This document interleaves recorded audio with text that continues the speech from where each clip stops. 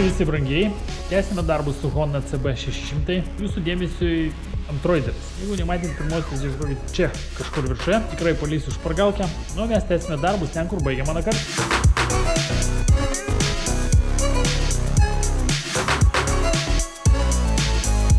Tai kadangi seniai visas šitas reikalas prasidėjo ir užsitęsė gerokai ilgiau negu tikėtasi dėl elementaraus detalių trūkumo, pasirodo tokiam motociklui tiltelio jau nebegamina, naujų niekur nebėra, o naudotų per pusę metų taip ir nepasitaikė. Nu gal ne pusę metų, bet kokie 3-4 mėnesiai, tai kaip minimum. Taigi, kad ir kaip aš bebūčiau nenorėjęs virinti, teks virinti. Apie šitą dalyką truputėlį vėliau, dabar reikia daryti stabdžius. Stabdžiai yra klinėjantis, kažkas įdėjo naujas kaladėlės, bet kreipiančiosios yra užpuvusios. Čia yra labai užbrinkusi viena guma, kitoj pusėje irgi yra gerokai didesnė negu turėtų būti. O šita bent jau vizualiai atrodo taip kaip, nu, visai neblogai dar palyginti. Kaladėlės be abejo irgi naujas. Tai mums reikia šitoj vietoj viską išardyti, išvalyti, išplauti ir sudėti naują rem komplektėlį su šviežiom gumelėm ir visko kitų, kas priklauso, kad šitie stabdžiai daugiau nekeltų jokių problemų ateityje.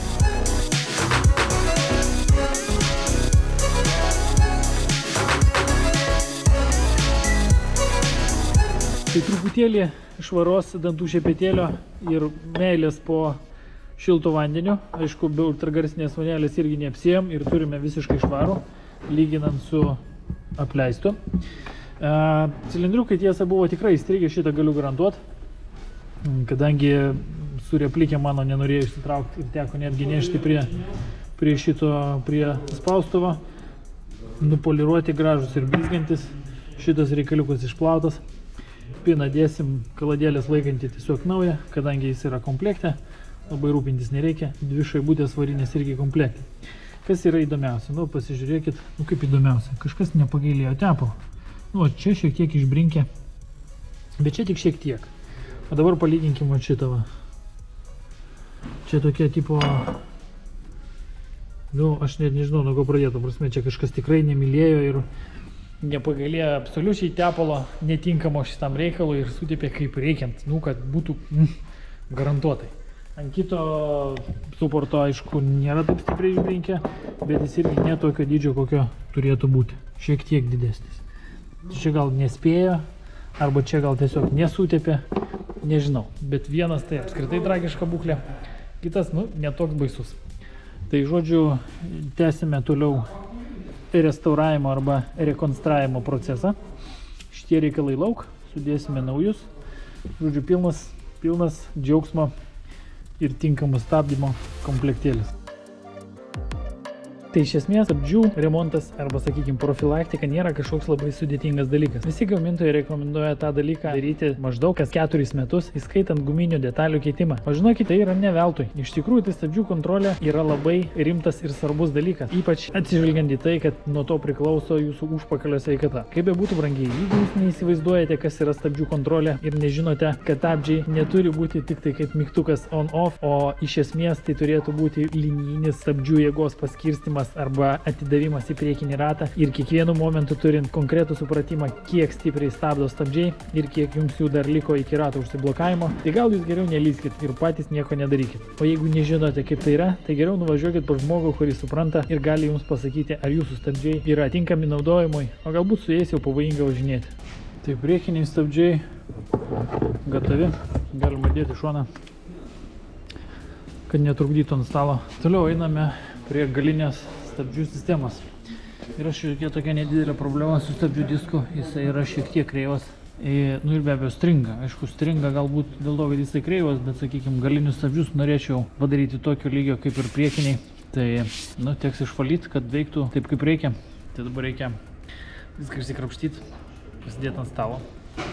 Padaryti tą patį, ką darėme su priekiniu. Tai stabdžių disko keitimo procedūra yra tikrai nesudėtinga, ypač tuo atveju, jeigu nenulūžta arba kaip nors neišsisuka sriegis, nenulūžta varžtai ir niekaip kitaip niekas nesusigadina. Tai šiuo atveju, žinant, kaip yra prisukta, yra labai didelė tikimybė viską padaryti teisingai. Na, o kas liečia pačius stabdžius, tai panašu, kad kažkas tai keitė stabdžių kaladėlės naujomis. Nu, atsižvelgiant į tai, kad ir priekinės buvo pakeistos naujos.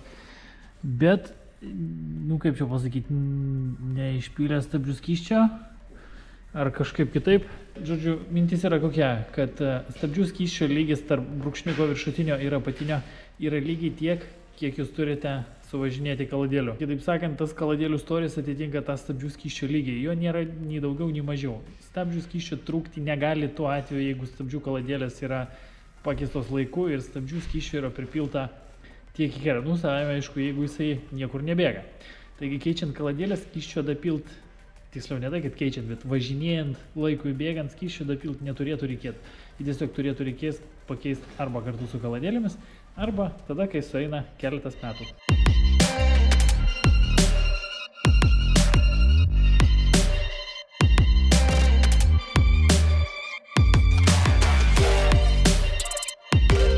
Viso šito reikalo surinkimo procedūra yra lygiai priešinga išardymui. Labai svarbu yra išsivalyti ratų ašį ir įstitinginį, kad jinai neužrūdijus, nuvalyti visokius kažkokius tai tepalus ar dar kažką tai, kas galėtų įtakoti tos ašies įstrigimą rate. Ir be abejo reikia viską sudėti, suveržti, susukti ir įsitikinti, kad viskas veikia taip, kaip turėtų. Ir beliko tik tai pakeisti stabdžių skystį. Su stabdžiais yra viskas gatava. Tai atėjo tas momentas, kai reikia jau daryti tiltelį. Ir daryti tiltelį reikia, pjaustyti labai negražiai vis tas dalykas atrodo. Tai aš gal iš esmės parodysiu tik tai labai trumpai apie šitą visą reikalą. Tai nėra kažkokia labai sudėtinga procedūra. Iš esmės reikia truputėlį panaudoti bulgarkės, truputėlį panaudoti šmirgelio, truputėlį panaudoti suvirinimo aparato. Tai tiltelis gatavas, suvirinta. Ne pats gražiausias suvirinimo darbas, bet geriau negu nieko. Čia šitoje vietoje tikrai viskas laikys. Patikrintas tiesumas, reiškia viskas žodžiu susieina tose vietose, kur turi būti ir taip, kaip turi būti. Tai kaip sakoma, šitoje vietoje beliko tik tai suterliuoti tepalu viską. Svarbiausia, kad tepalas būtų ne solidolas, nors jisai čia galbūt ir labai stipriai nepakenktų, galbūt galima ir tokiu, bet tačiau jisai nėra, kaip čia pasakyti, pakankamai atsparus drėgmei. Kaip sakoma, geriau tikrai nebus. Taip pat jisai gali sugadinti tą gumelį, kurį izoliuoja visą tą reikalą nuo drėgmės. Golių sutepimo, kaip čia sakykime, bent jau šitų golių sutepti per daug nepavyks. Svarbiausia, kad būtų ne per mažai. Aišku, kuo daugiau čia irgi gal naudos didelės iš to labai stipriai nebus, bet reiškia, to sutepimo turėtų būti pakankamai. Bet kokiu atveju gamintojai rekomenduoja tikrinti kas tam tikrą laikotarpį, kurio aš bent jau šiam motociklui, sakykime, nežinau, nes nežiūrėjau. Nėra aktualu dėl to, kad mes juos tiesiog keičiam, reiškia, ir viskas. Kaip jau būtų, guoliai vairo yra, kaip čia pasakyti, vienas iš tų dalykų, kuriuos reikia labai būtinai žiūrėti, dėl to, kad tai tiesiogiai įtakoja motociklo valdymą, pojūtį posūkiuose ir taip, kaip jisai elgiasi kelyje. Ką aš turiu minty, kaip jisai elgiasi kelyje, tai aš turiu minty tai, kad jo elgsenos jūs šito momento, ką gadina guoliai, jūs patys nekontroliuojate. Ten jau veikia jūsų refleksai ir smegenys viską, nusprendžia elementariai už jūs greičiau, negu kad jūs suvokiat, kad kažkas yra negerai. Kaip bebūtų, žmogus šitoje vietoje yra nežmoniškai prisitaikęs. Ir į kiekvieną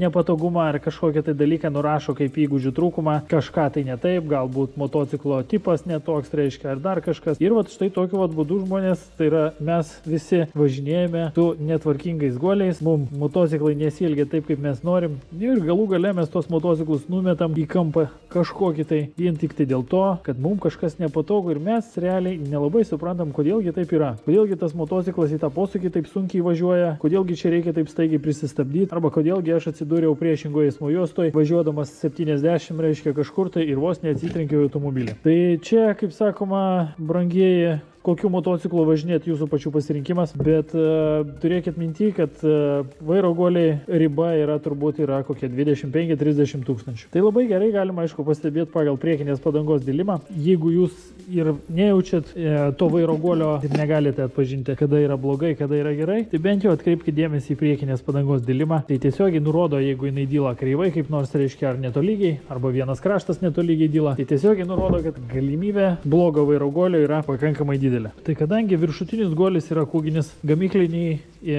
guolio užtempimo, užveržimo, reiškia, parametrai visiškai nebetinka, vien dėl to, kad guolio konstrukcija yra kitokia. Kūginis guolis elementariai palaiko tą tempimą ir mažiau reikės rūpintis to guolio suveržinėjimu ar perveržinėjimu, kas kažkiek laiko reiškia. Labai svarbu yra tik tai nepertempt. Sukinėjasi gražiai, centras lygtai yra toks, koks turėtų būti. Kaip jau būtų, dabar beliko tik tai aprinkti šitą visą reikalą į vietą Ir labai svarbu yra nepamiršti įdėti rėmelį, kuris susideda tarp viršutinio tiltelio. Netgi ir sudėjus vis tiek tos bėdos čia, kaip sakoma, mūsų nepalieka ir laiko suėmė pakankamai stipriai už kiaušinių. Tai va, problema yra tokia. Čia lieka iki radiatoriaus, kažkiek tai nedaug, reiškia, nesakykim. Bet tarpas iki radiatoriaus lieka bet kokiu atveju. O šitoj pusėje susukus, trukdo sankabos trusus, šitoj pusėje susukus, susisuka beveik visiškai iki pat radiatoriaus. Tai yra per daug. Ir labai paprastai matosi tas dalykas, kad yra per daug. Čia yra išmušta aliuminio, reiškia, duobė. Rėmė. Kadangi šitas tiltelis, šita dalis yra geležinė, o užlinkė yra ir čia išmušta, ir čia užlinkė, tai davirinsim mes šiek tiek, šitoje vietoje, aišku, čia buvo labai paprasta padaryti, kol viskas buvo nesudėta ir nesudėta, bet dabar jau suksimės iš situacijos taip, kaip galime. Tai taškiukų davirinsim šitoje vietoje, kad biškiai atitolinti tą prispaudimą, reiškia, kad padaryti taip, taip kaip vienoje ir taip ir kitoje pusėje, kad būtų beveik identiškai taip pat. Čia tas radiatorius, aišku, negali būti kaip čia pasakyti, kaip rodiklis, bet mes jo pasinaudosim, nes kol kas bakas dar neuždėtas. O gal uždėt? Gal aš visgi sudėčiau, galiugi sudėti laikinai vairą. Ne, visgi nedėsim. Žodžiu, yra kaip yra, reiškia, padarysim, kad atrodytų vienodai bent jau čionais. Ir tada, reiškia, jau žiūrėsim toliau, reiškia, ką galima padaryti. Per daug galima visada yra privirinti, tai yra labai nesudėtinga. Ir jeigu visgi yra per daug, tai paskui galima šiek tiek dar būti ir nušlifuoti. Netgi neišardžius viso šito reikalo, reiškia, problemų būtų kažkokių tai nepatogumų, bet tai padaryti yra tikrai įmanoma. Panašu, kad pataikiau iš pirmo karto. Pasižiūrėkit, tarpelis, o pirštas praktiškai šiučiut remiasi. Kitoj pusėje biškiai gal netgi labiau. Vizualiai panašiai. Tai kol kas šitą reikalą paliksime taip, kaip yra. Kai jau viskas susidės, vairas, bakas, reiškia, kai jau bus galima matyti atstumą iki bako, tai, esant reikalui paderinsime. O toliau einame prie amortizatorių perrinkimo. Iš esmės čia nieko absoliučiai stebuklingo su jais nėra. Tipiškos versto šakės, kurios kaip taisyklė neaptarnautos ir neveikia ir tuo pačiu bėga vien dėl to, kad buvo kreivas. Jeigu nepamet, kaip tai atrodė, tai dabar turėtumėte matyti savo ekranuose, o dabar tai atrodo štai taip pat. Pasižiūrėkit, reiškia, tos šakės tiesios. Sakykime, galbūt tai nėra 100% tiesumas, bet bent jau veikia. Ir jeigu žinai, kaip sudėti, reiškia, šitą plunksną su šito reikalu, tai be jokių problemų visas tas reikalas veiks. O kaip matot, čia guzai likę. Tokie dalykai dėja jau nebeišsitiesina, kadangi metalas yra, nematot, kad guzai likę, matosi, čia. Ir čia matosi. Ir čia buvo kreiva, ir čia duobė, ir čia guzas. Kaip bebūtų. Veikia. Tai žodžiu, salnikai, naujas tepaliukas ir galima bus sudėti motociklą. Tai amortizatorių remontas, brangiai, vienas yra iš svarbesnių dalykų, lygiai taip pat kaip ir stabdžiai. Ir visa kita iš tikrųjų, kas yra ant motociklo, kadangi ant motociklo yra tiek mažai, kad teoriškai tiesiog nebėra ką atimti. Kaip bebūtų, daugelis šitą dalyką pražiūri ir labai stipriai nuvertina. Ne iš blogos valios, ar ne dėl kokių nors kitų priežasčių, išskyrus vienos. Tiesiog elementariai iš nežinojimo ar tinkamo nesupratimo, kokią įtaką tai turi važiavimui. Pakaba yra vienas iš svarbesnių elementų motocikle, tačiau jinai viena be stabdžių arba geros kokybės, sakykime, bent jau tinkamų padangų, jinai neveikia, iš jos naudos nėra. Taigi, brangiai, bėgantis amortizatorius yra tragedija, ypač tada, kai supilamos yra stabdžių kaladėlės ir į tai tiesiog elementariai nekreipiama dėmesio. Tai kitaip sakant, bendras paketas tada būna absoliuti tragedija. Jeigu jūs sakot, kad jūsų motociklas važiuoja gerai, tai jūs tikrai daug ką prarandant vien dėl to, kad nežinot, kaip jis iš tikrųjų turėtų važiuoti. Kaip jau šitose amortizatoriuose yra tradicinis, reiškia, sakykime, dalykėlis. Pačiam salnikė yra kažkokių tai dulkių metalo. Žinau, čia gal nuo tiesnimo jos atsirado ar ne, bet sakykime, pagal faktą tai jų dabar yra. Taip pat yra ir surūdijęs vamzdis. Jį reikia kažkaip sutvarkyti reikalą, kad nebūtų bent jau iškilusių dalių. Iš esmės čia jau yra plunksnos keitimas į kitą, į naują, bet, sakykime, galima dar galbūt kažkaip tai tą dalyką, ne tai, kad išgelbėt, bet pratęsti riebokšlio tarnavimo laiką. Na ką, brangiai, tai antroji dalis irgi pasibaigė. Darbus pratęsime kitą kartą. Labai tikėtina, kad visai neužilgo.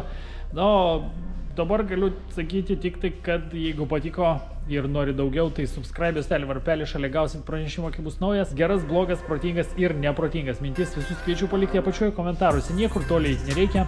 Na, mes, aišku, kartais būname ir Instagram'e. Taigi galit mūsų paieškoti ir tenais. Šį kartą tik, brangiai. Iki.